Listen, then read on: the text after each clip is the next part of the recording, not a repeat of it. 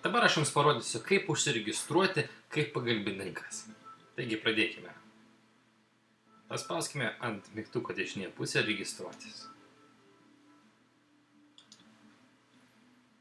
Toliau išsirinkime norimą vaidmenį, kaip pagalbininkas ar kaip užsakovas. Mūsų atveju pagalbininkas.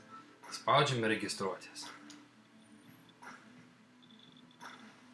Atsidariusioje formą prašom užpildyti laukelius, tarkim vartotojo vardas.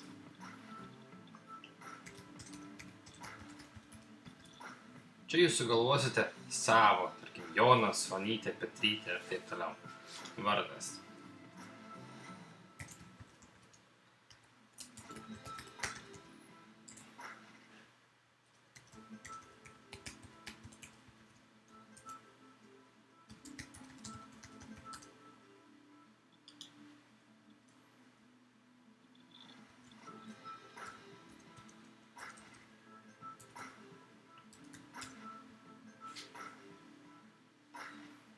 Toliau išsirinkime apskritį. Ir rašykite savo miestą. Tai bus lengviau sistemą atpažinti ir kur pasiūlyti jums darbus.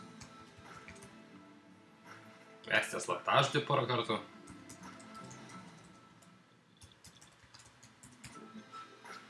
Ir skaitmenukus. Spaudžiame registruotis.